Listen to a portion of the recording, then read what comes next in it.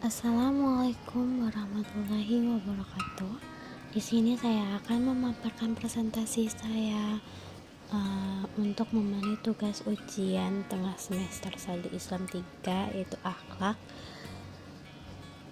tentang rangkuman seluruh materi dari pertemuan pertama sampai pertemuan sebelum ujian tengah semester. Perkenalkan, nama saya Anisha Witamar Putri. NPM saya 211104010505. Semester 3, kelas reguler 3C. Saya dari Prodi Manajemen. Rangkuman materi mata kuliah akhlak yang akan saya bahas itu ada adab dan hidup mulia, ruang lingkup akhlak, akhlak terpuji, akhlak kepada Allah, akhlak kepada Rasulullah, dan akhlak kepada alam. Pertama, materi yang akan saya bahas itu adab dan hidup mulia. Membahas satu permisalan adab dalam Al-Quran. Allah menyebut kata al-kalam dan menyebut identitas anjing dalam Al-Quran sebanyak 3 kali. Dalam surat Al-A'raf ayat 176, surat Al-Maidah ayat 4, dan surat Al-Kahfi. Bahwa seburuk-buruknya makhluk, senajis-najisnya makhluk yang berupa anjing yang tidak ada harganya, bahkan najisnya pun mugaladah, tapi jika dididik dengan baik, ditaklim dengan baik, akan memiliki nilai dan dihargai oleh Allah, bahkan dimasukkan surga karena bergaul dan dididik oleh orang saleh. Manusia sangat berpeluang besar untuk dididik dan ditanamkan nilai-nilai adab. Anjing Ashabul Kahfi dihargai oleh Allah Subhanahu wa taala karena sabarnya. Dari pelajaran Ashabul Kahfi, kita disuruh sabar bersama orang-orang yang senantiasa berdoa kepada Allah Subhanahu wa taala, beribadah kepada Allah Subhanahu wa taala, menyuruh kepada Allah pagi hingga petang. Mereka yang mengharapkan ridhonya Allah. Perintahkan keluargamu untuk sholat dan sabar karena itu lebih berat. Materi selanjutnya itu ruang lingkup akhlak. Quran surat Al-Baqarah ayat 23-24. Kejayaan suatu bangsa itu ditentukan oleh moralnya, sebagaimana syair berikut ini. Sesungguhnya umat suatu bangsa ditentukan oleh akhlaknya. Jika akhlak telah hilang dari mereka, maka hilang pula kejayaannya. Makna akhlak secara bahasa etimologi. Kata akhlak merupakan jamak dan kuluk yang masing-masing berakar dari kata kaloka yang secara bahasa memiliki arti sebagai berikut: mentakdirkan, menciptakan, tabiat, kepribadian, harga diri, kebaikan, dan agama.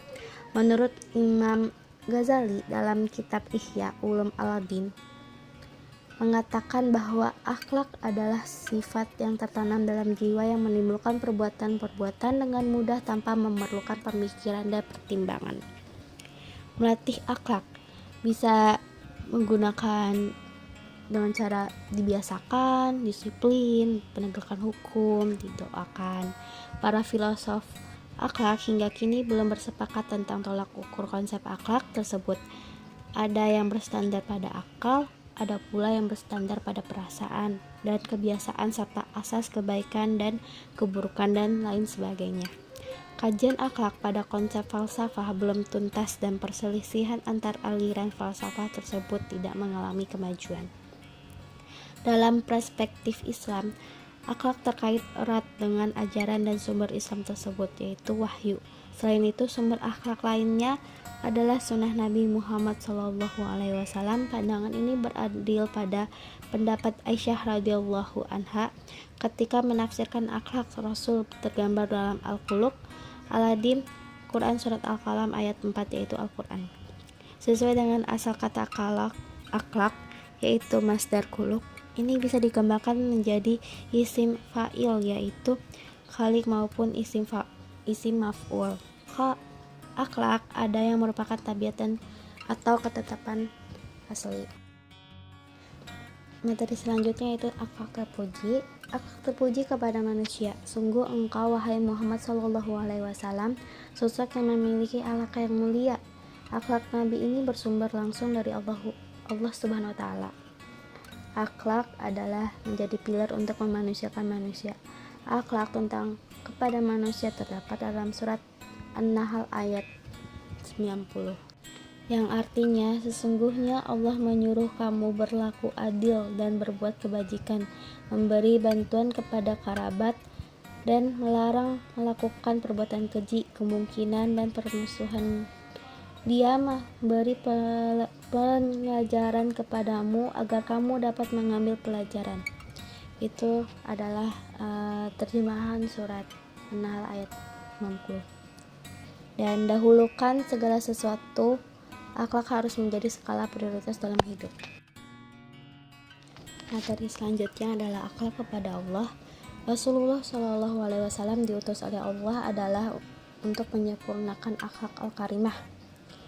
Jiwa yang bersih akan melahirkan pikiran-pikiran positif, sikap dan perilaku yang mendatangkan manfaat bagi masyarakat lingkungan di mana seseorang itu berada. Di antara akhlak terpuji, mahabbatullah, mahabbatur Rasul, berintegrasi dengan Al-Quran, taubat, amanat, istiqomah, tawakal, dan lain-lain. Mahabbatullah, cinta kepada Allah. Untuk menumbuhkannya adalah menyadari dan memahami betapa luasnya rahmat Allah. Quran Surat Ibrahim ayat 34. Hikmahnya, sifat syukur nikmat ini menjadi ciri seseorang itu beriman kepada Allah. Sifat sabar dalam menghadapi berbagai persoalan dalam kehidupan sangat disadari oleh seorang yang beriman bahwa hal itu merupakan ujian Allah.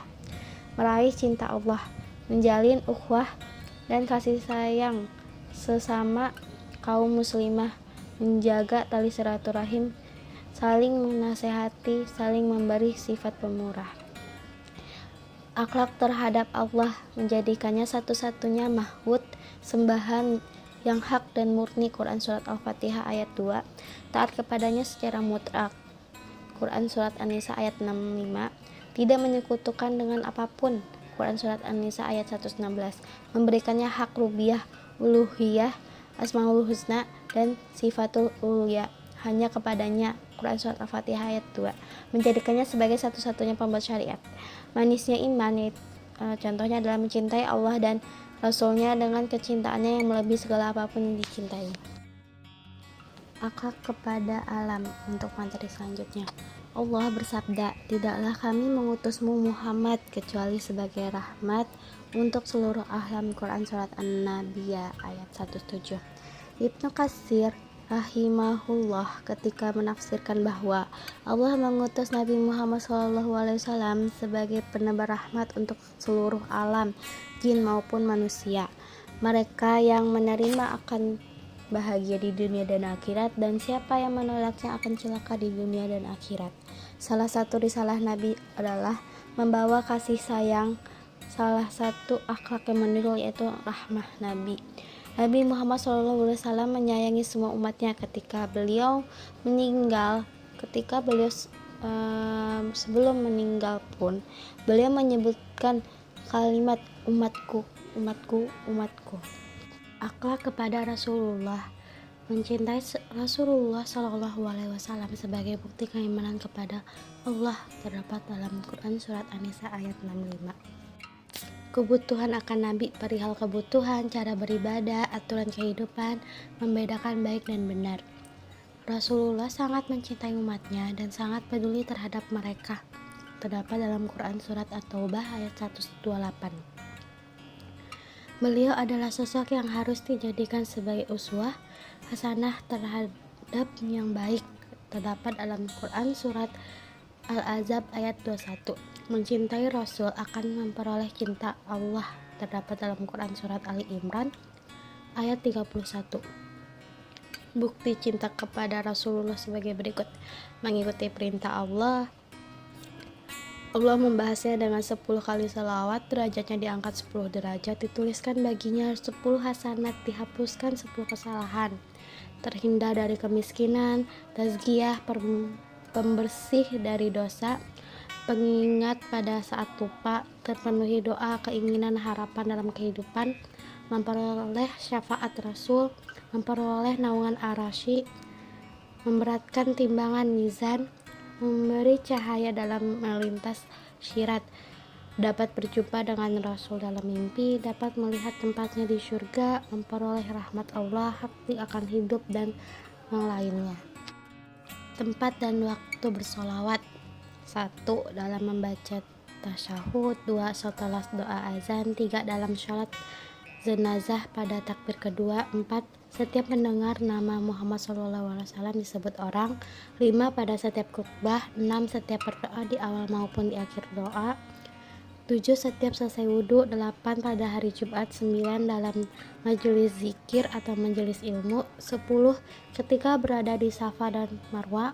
11. Pagi dan petang hari. 12. Ketika mengakhiri doa kunut, baik kunut witir maupun kunut subuh. Sekian ringkasan materi dari saya. Bila ada kesalahan mohon dimaafkan dan terima kasih. Assalamualaikum warahmatullahi wabarakatuh.